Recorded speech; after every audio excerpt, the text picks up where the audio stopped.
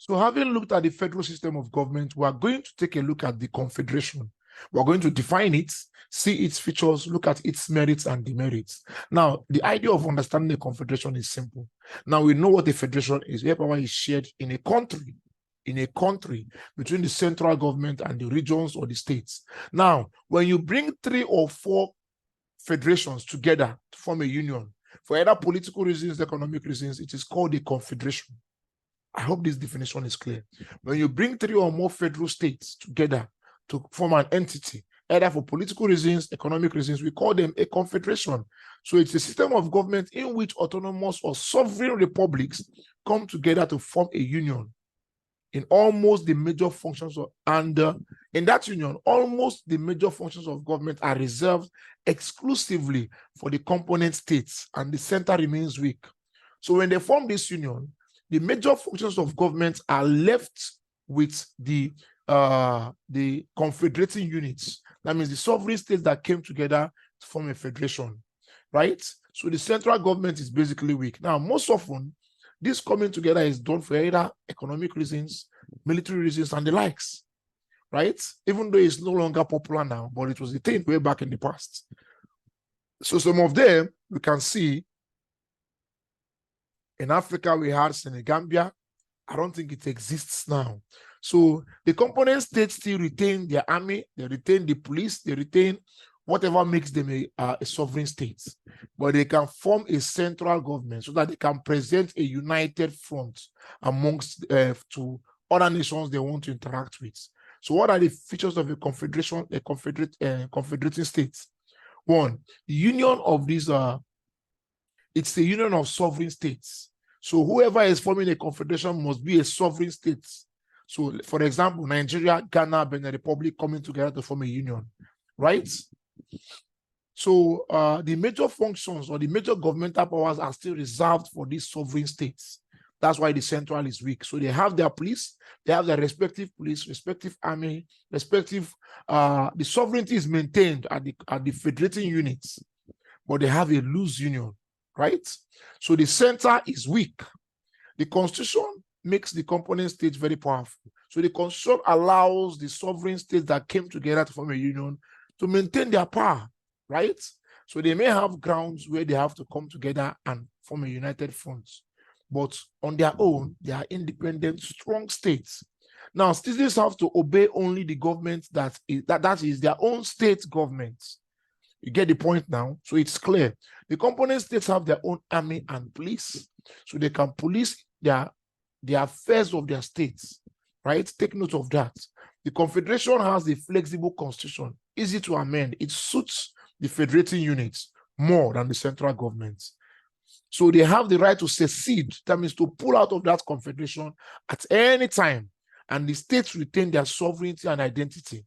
So secession means the capacity of each unit to pull out whenever they feel they can.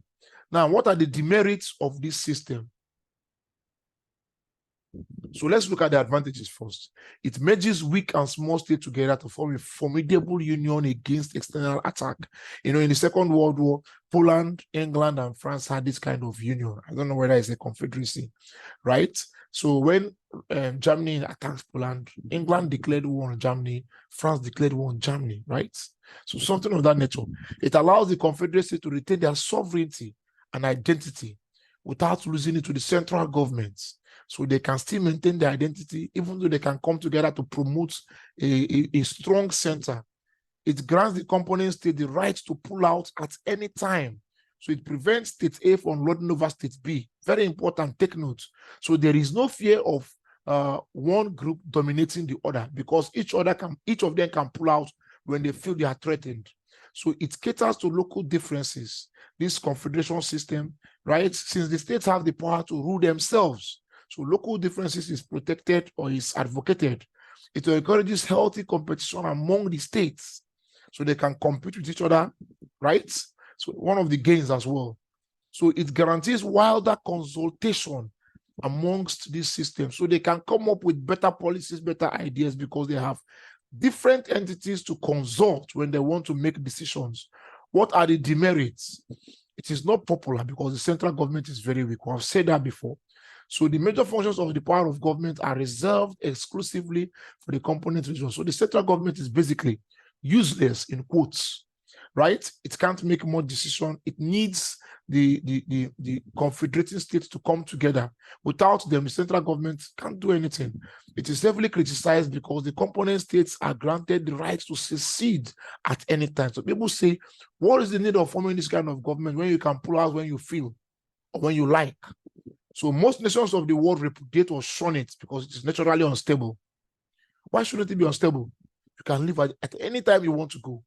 So why should we have it? So it is not popular because the components still retain their sovereignty. See? So it's not popular.